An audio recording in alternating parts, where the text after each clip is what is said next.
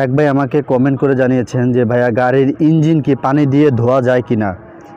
তো এটাও একটা খুবই ভালো প্রশ্ন। গাড়ির ইঞ্জিন আপনারা পানি দিয়ে ধুতে পারবেন কি না, বা গাড়ি যখন ধুবেন তখন আপনারা যদি ইঞ্জিনটা ধোন তাহলে কি অসুবিধার মধ্যে পড়বেন বা কী সমস্যা হবে।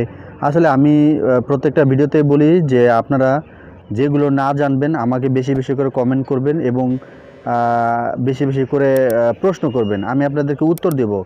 তা আপনি যদি এই বিষয়গুলো যদি না জানেন তাহলে কিন্তু আপনি অবশ্যই কিন্তু বিপদের মধ্যে পড়ে যাবেন। আপনার গাড়ির ইঞ্জিনের কোন জায়গায় আপনি পানি দিতে পারবেন, কোন জায়গায় দিতে পারবেন না, বা দিলে কি হবে, কিভাবে ভালো হবে, বিস্তারিত আজকে আমি এই ভিডিওতে আপনাদেরকে সমস্ত কিছু কমপ্লিট করে দিব। কোন গাড়িগুলোয় পানি দিতে পারবেন বা কোন গাড়িগুলোয় পানি দেওয়া যাবে না, কি সমস্যা হবে। ধীরে সুস্থে ভিডিওটা দেখুন, তাহলে আপনি ইনশাআল্লাহ ভালো কিছু জানতে পারবেন আজকের এই ভিডিও থেকে। তো একটু ধৈর্য সহকারে ভিডিওটা দেখুন। আর আপনি যদি আমার এই চ্যানেলের নতুন একজন দর্শক হয়ে থাকেন তাহলে অবশ্যই চ্যানেলটি সাবস্ক্রাইব করে নেবেন এরকম নতুন নতুন ভিডিও পাওয়ার জন্য। পাশে থাকা যে বেল আইকন অবশ্যই ক্লিক করে দিবেন। আর ভিডিও যারা এই মুহূর্তে ফেসবুক পেজ থেকে দেখতেছেন পেজটি ফলো দিয়ে অবশ্যই কিন্তু লাইক দিয়ে দিবেন। চলুন তাহলে আমরা ভিডিওটা শুরু করি।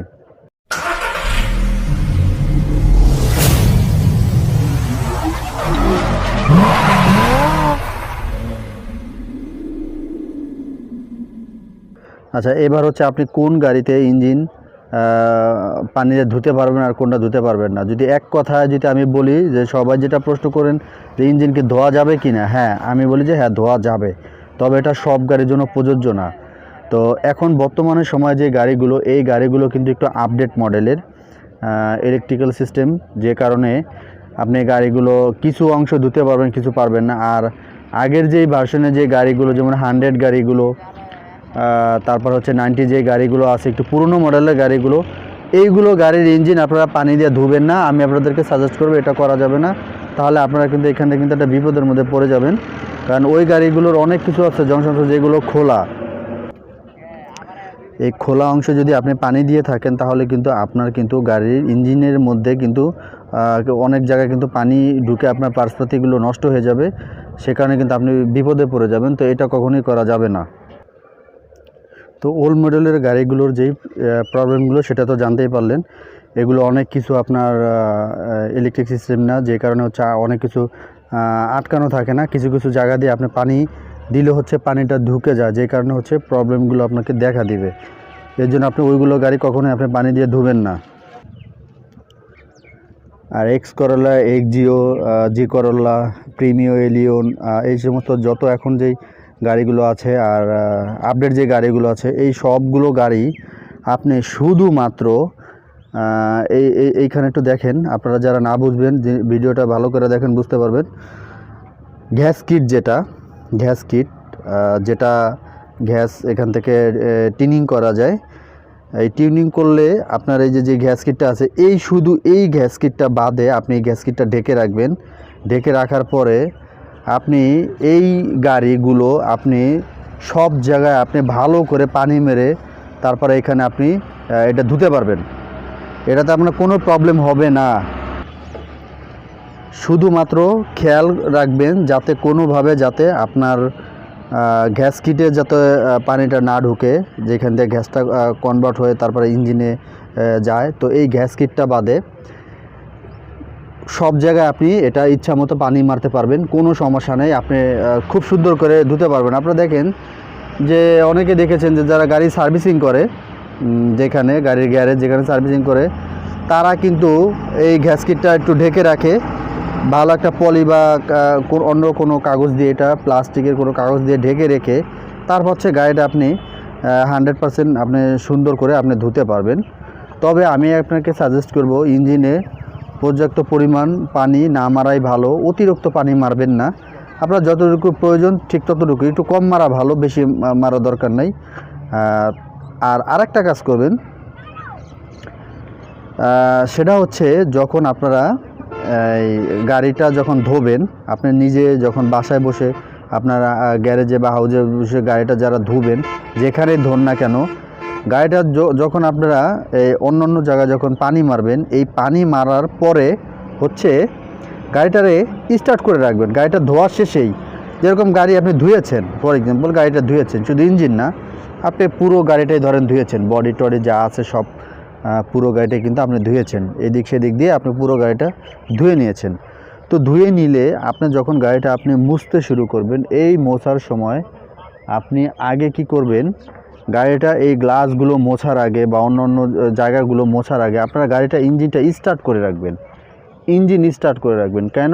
ইঞ্জিন স্টার্ট করলে হবে কি, যদিও আপনি ধুয়েছেন পানি কোথাও ঢোকে নাই, তারপরে যদি কোনো জায়গায় যদি পানি ঢোকার চেষ্টা করে, তাহলে ইঞ্জিন স্টার্ট হলে ইঞ্জিনটা গরম থাকবে, আশপাশের জায়গাগুলো সবই গরম থাকবে, ওই পানিগুলো চুষে নিয়ে কিন্তু তারপরে আপনার ইঞ্জিনটা কিন্তু হিট হয়ে পানিগুলো চুষে নেবে। তাহলে আর আপনার ওইখানে কিন্তু ভয় নেই যে আপনার পানি ঢুকবে, যে কারণে আপনি ইঞ্জিনটা স্টার্ট করে রাখবেন। গাড়ি যখন ইঞ্জিন ধুবেন শুধু, তখন গাড়িটা ধোয়ার পরে মোছার সময় ইঞ্জিনটা স্টার্ট করে রাখবেন, আর পানিগুলো অন্য অন্য জায়গায় চুষে নিয়ে নেবে। তো এটা কিন্তু জানতে হবে। তো আপনি এই বিষয়গুলো যদি না জানেন, তারপরে দেখেন এই পানি কোন জায়গায় বেশি মারবেন কোন জায়গায় কম মারবেন সেই বিষয়টা একটু দেখে দিতেছি। যেমন এই যে মোটর, এখানে দেখেন এই মোটরের এখান দিয়ে বেশি পানি মারবেন না, দরকার নেই অত পানি মারার। ইঞ্জিনের এখান দিয়ে আপনি পানি মারতে পারবেন, কোনো সমস্যা নেই। আর হচ্ছে আপনার কিছু কিছু জায়গায় আছে যেমন ব্যাটারি দিক দিয়ে আপনি অতিরিক্ত পানি মারতে পারেন, সমস্যা নাই। ফিউজ বোর্ড এখান দিয়েও সমস্যা নাই, এটা হচ্ছে আপনার ঢাকা থাকে, এগুলোর মধ্যে পানি ঢোকার কোনো সম্ভাবনা নাই। এয়ার ফিল্টার এদিক দিয়েও পানি ঢুকবে না, এদিকে সব লাগানো থাকে। বাটারফ্লাই এদিক দিয়েও কোনো পানি ঢোকার সম্ভাবনা নাই। এইখানে যেদিক দিয়ে আছে এই পানি ঢুকবে না, কন্ট্রোলার বক্স থেকে ওইদিকে ঢোকার সম্ভাবনা নাই। মাস্টার সিলিন্ডার এখান দিয়েও পানি ঢোকার সম্ভাবনা নাই। সব জায়গায় আপনি মারতে পারেন, কোনো সমস্যা নেই। রেডিওটারে আপনি যখন পানি মারবেন তখন সুন্দর করে রেডিওটারে পানি মেরে দিবেন যাতে আপনার ময়লাগুলো পড়ে যায়, এখান দিয়ে পানি মেরে দিবেন, কোনো সমস্যা নেই। শুধু খেয়াল রাখবেন আপনার যেটা বললাম এত সময় পর্যন্ত, যে গ্যাসকিটটা যাতে কোনোভাবে যাতে পানিটা না ঢুকতে পারে সেই দিকটা একটু খেয়াল রাখবেন। তো সব কথার এক কথাই ওইটাই যে আপনারা যখনই গাড়ি ধুবেন, গাড়ি ধোয়ার সময় অবশ্যই আপনারা যতটা পারেন পানি কম মারবেন, বেশি পানি মারবেন না। আর গাড়ি কেন দাগ হয়ে যায়, বডি কেন দাগ হয়, অনেক সময় আমরা দেখি যে বালু পরে মোটা মোটা দাগ হয়ে যায় বডিতে, এরকম অনেক আছে। আপনারা যারা গাড়ি যখন ধোবেন, ধোয়ার আগে সাবান বা শ্যাম্পু লাগানোর আগে গাড়িটাকে অবশ্যই ডাস্টার মেরে নেবেন। আর সেটা যদি না মারেন, ডাস্টার না মারেন তবে আপনারা পাইপটা দিয়ে আগে বালুগুলো ফেলাইয়া তারপর হচ্ছে গাড়িটা ডলা দিবেন। আপনার গামছা বা তলে আপনি যেটা দিয়ে ইয়ে করেন, তখন আপনি কিন্তু গাড়িটা ডলা দেবেন। আর অনেকে কি আছে যে আপনার হালকা পাতলা ভিজে বালুগুলো না ফেলাইয়ে গাড়ি ডলা দেয়, তো ওই বালুর কণাগুলো বডির সাথে লেগে তারপর হচ্ছে আপনার এখানে কিন্তু দাগ হয়ে যায়, স্কেচ পড়ে যায়। আর আরেকটা বিষয় হচ্ছে আপনার ডাস্টারটা যেটা দিয়ে আপনি গাড়ি পরিষ্কার করেন, সেই ডাস্টারটা দেখবেন যে অনেক সময় গুণা বের হয়ে থাকে, ওই গুণাটা যাতে না বের হয় সেদিকে খেয়াল করবেন। আর গুণা বের হয়ে গেলে ওই ডাস্টার ইউজ করা যাবে না, ওই ডাস্টার ঘষাতে আপনার কিন্তু বডিটা কিন্তু দাগ হয়ে যায় কিন্তু। তো এই দিকেও কিন্তু আপনাকে লক্ষ্য রাখতে হবে।